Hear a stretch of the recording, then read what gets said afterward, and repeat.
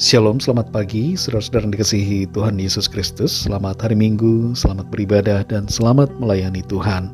Saya mengucapkan salam sejahtera buat saudara semua dimanapun saudara berada. Damai dan sukacita oleh Roh Kudus melimpah senantiasa dalam hati dan kehidupan saudara semua. Sebelum kita mendengarkan renungan firman Tuhan, mari kita berdoa. Bapa, dalam nama Tuhan Yesus Kristus, kami mengucap syukur Tuhan sudah menolong dan menuntun kami hari demi hari sampai kembali di hari Minggu ini. Terima kasih untuk sukacita dan kekuatan yang dari Tuhan. Saat ini Tuhan, kembali kami mau mendengarkan sabda kebenaran firman-Mu. Jamah hati kami agar kami mengerti dan taat melakukan kehendak-Mu. Dalam nama Tuhan Yesus kami berdoa. Haleluya. Amin. Saudara yang dikasihi Tuhan, ayat renungan kita pada saat ini terdapat dalam 1 Petrus 1 ayat 6-7. Tertulis demikian. Bergembiralah akan hal itu, sekalipun sekarang ini kamu seketika harus berduka cita oleh berbagai-bagai pencobaan. Maksud semuanya itu ialah untuk membuktikan kemurnian imanmu, yang jauh lebih tinggi nilainya daripada emas yang fana, yang diuji kemurniannya dengan api, sehingga kamu memperoleh puji-pujian dan kemuliaan dan kehormatan pada hari Yesus Kristus menyatakan dirinya. Saudara yang dikasihi Tuhan, kesukaran atau penderitaan dalam hidup ada yang terjadi karena dosa dan kesalahan kita. Ketika Adam dan Hawa berdosa, situasi kehidupan tidak lagi sama dengan sebelumnya.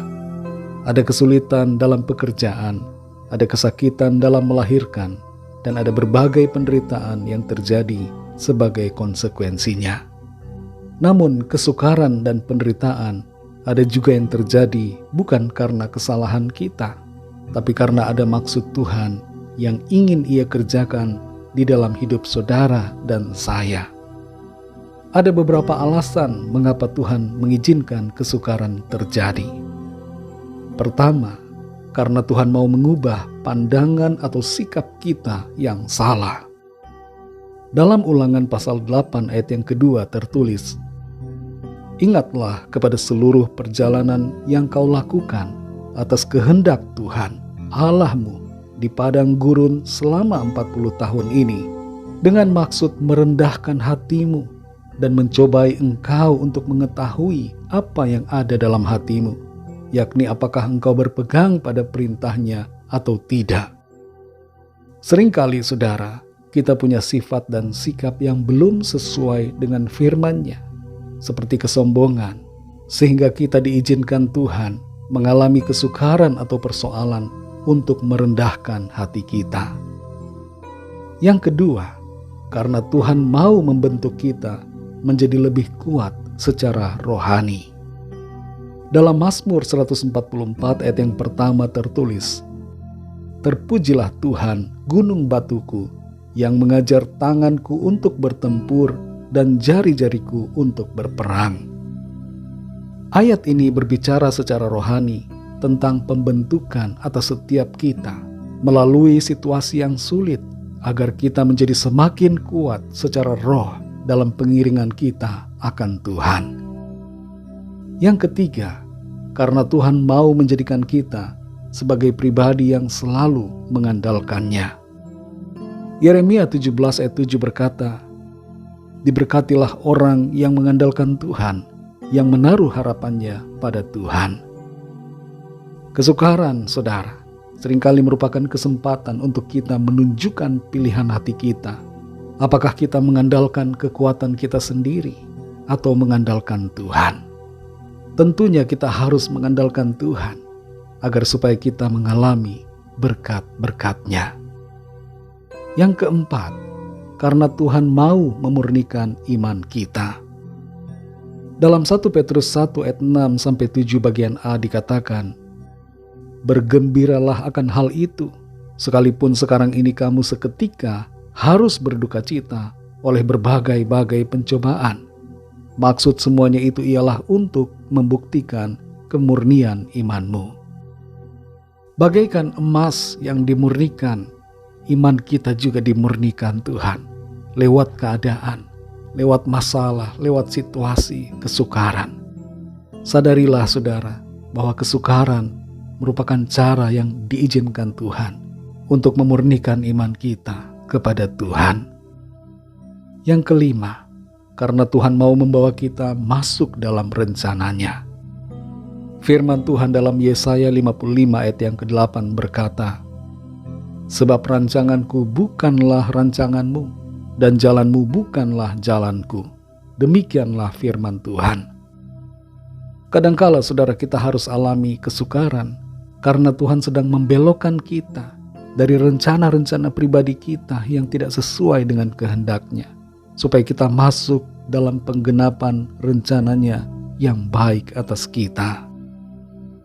Yang keenam saudara, karena Tuhan mau kita berfokus pada yang kekal.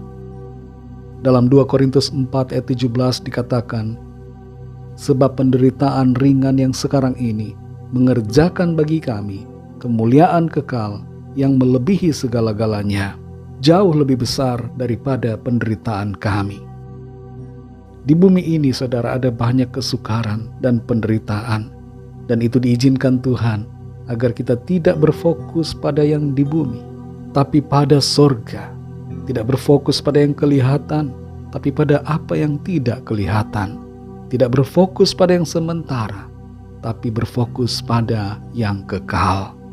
Bersukacitalah kalau kita saat ini sedang mengalami kesukaran. Ingatlah akan upah kekal yang Tuhan sediakan bagi kita. Dalam pekerjaan, dalam keluarga, dalam pelayanan, dan dalam berbagai hal di hidup ini. Apapun situasi sulit yang kita alami, tetaplah bersukacita. Tuhan pasti punya maksud dan tujuan yang baik bagi kita, yaitu untuk menjadikan kita kuat, makin mengandalkan Tuhan, dan semakin sempurna untuk masuk dalam kekekalan. Mari kita berdoa. Bapa Surgawi, Bapa dalam nama Tuhan Yesus Kristus, Tuhan yang berkuasa dan berdaulat, Tuhan yang selalu mengasihi kami. Kami bersyukur untuk firman-Mu.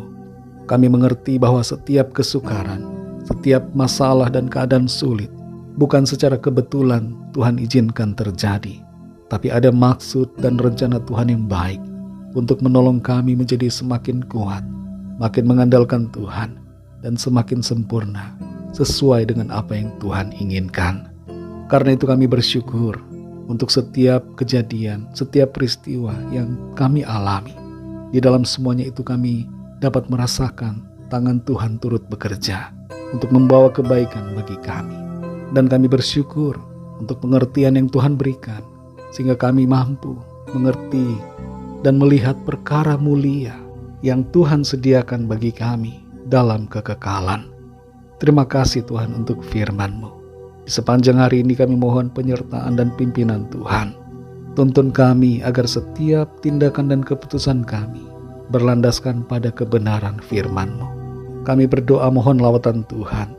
Yang sakit Tuhan sembuhkan, yang lemah Tuhan kuatkan, yang susah Tuhan hiburkan, yang terikat dan terbelenggu dosa dan kuasa kegelapan mengalami kelepasan dan kemenangan dalam nama Tuhan Yesus.